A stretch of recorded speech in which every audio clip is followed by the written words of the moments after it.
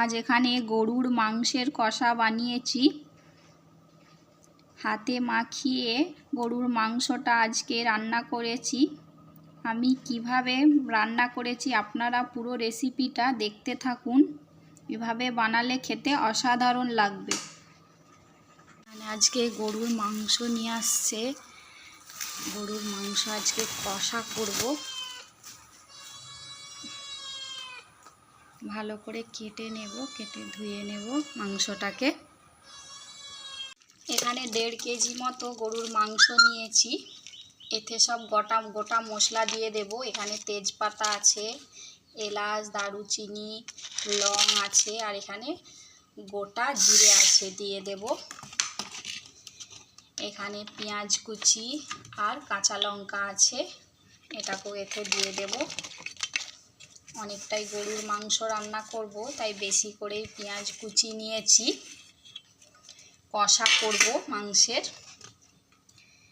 এতে সাদা তেল দিয়ে দেব, আর এতে গুঁড়ো মশলা আছে, হলুদ, লঙ্কা, নুন, জিরে আর ধনে সবগুলোই এতে দিয়ে দেব।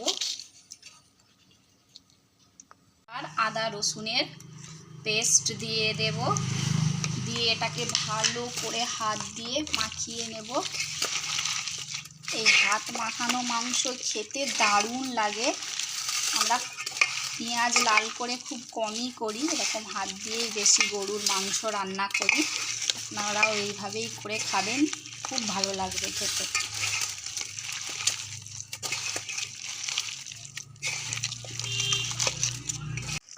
ভালো করে এটাকে হাত দিয়ে মাখানো হয়ে গেছে। এতে এবার সামান্য জল দিব।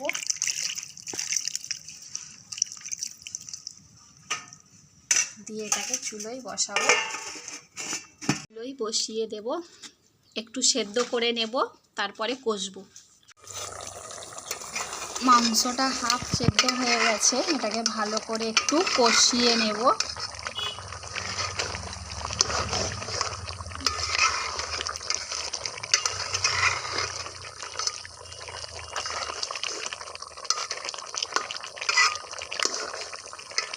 ভালো মতো কষানো হয়ে গেছে।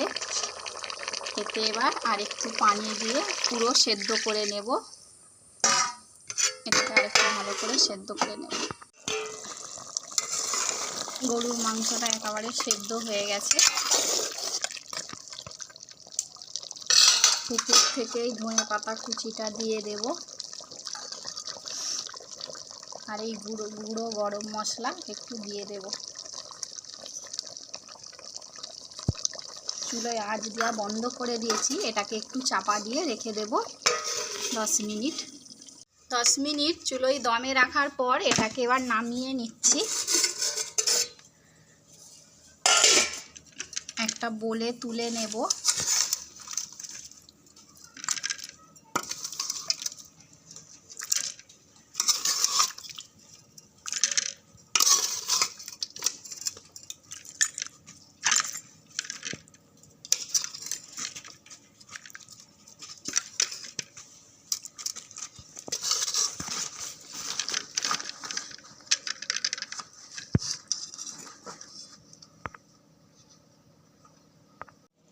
উপর থেকে একটু ধনেপাতা কুচি দিয়ে দেব, আর একটু পেঁয়াজের বেরেস্তা উপর থেকে দিয়ে দেব।